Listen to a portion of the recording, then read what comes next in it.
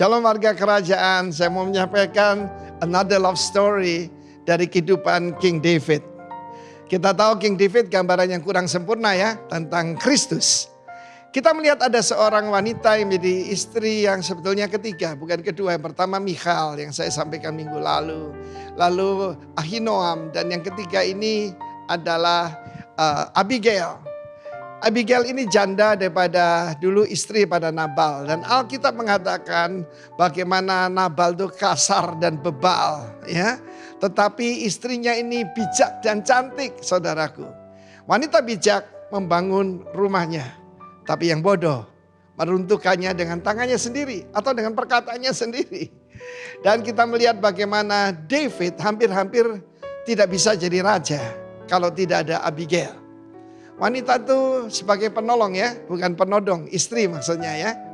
Dan kita lihat bagaimana David berkata, cabut pedangmu. Dia bersama 400 warrior mendatangi rumah Nabal ya, orang Karmel itu untuk membunuh semua pria yang ada di sana.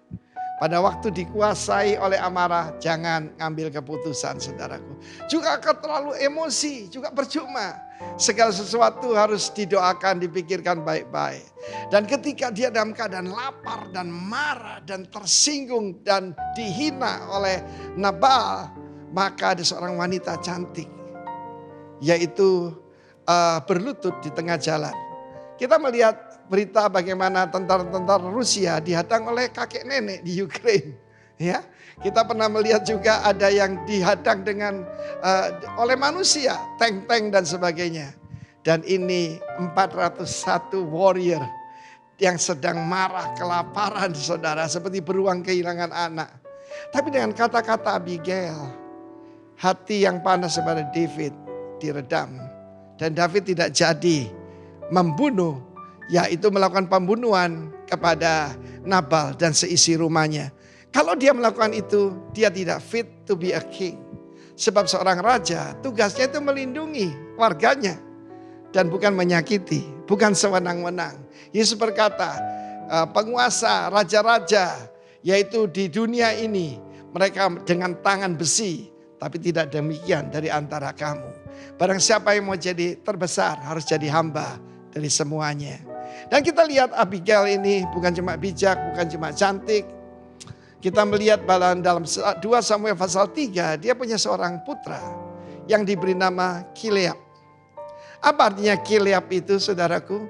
Kileab itu artinya like his father, seperti bapaknya. Saya pernah mendengar cerita-cerita yang istri-istri tidak mau punya anak dari suaminya karena takut anaknya nanti kayak bapaknya. Like father, like son. Tetapi rumahnya ada kekaguman yang luar biasa. Ini gambaran perjanjian lama, perjanjian baru, saudaraku. Ada suatu cerita, saya tidak tahu terjadi di mana, tapi a good illustration. Ada seseorang yang menikah dengan seorang Yahudi yang ortodoks begitu. Dan orang ini sangat-sangat, yaitu saudaraku, legalistik.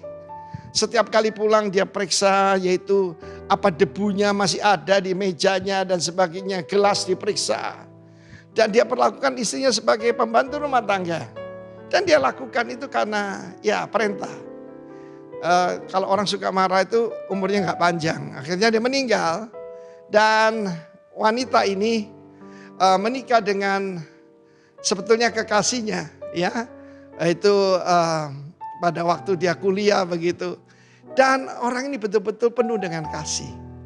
Dan apa yang terjadi? Ketika itu satu hari dia sedang melakukan dengan sukacita pekerjaan rumah. Dia melihat daftar dari suami pertama. Dan dia menangis. Dia bilang, karena apa? Sekarang dia melakukan bukan karena tekanan, bukan karena diperintah, tetapi karena kasih. Saya percaya itulah yang harus ada pada setiap daripada kita. Tidak pria, tidak wanita. Kita ini tunangan Tuhan Yesus. Ada orang tanya, Pak, tidak berat korban? Tidak. I love the king.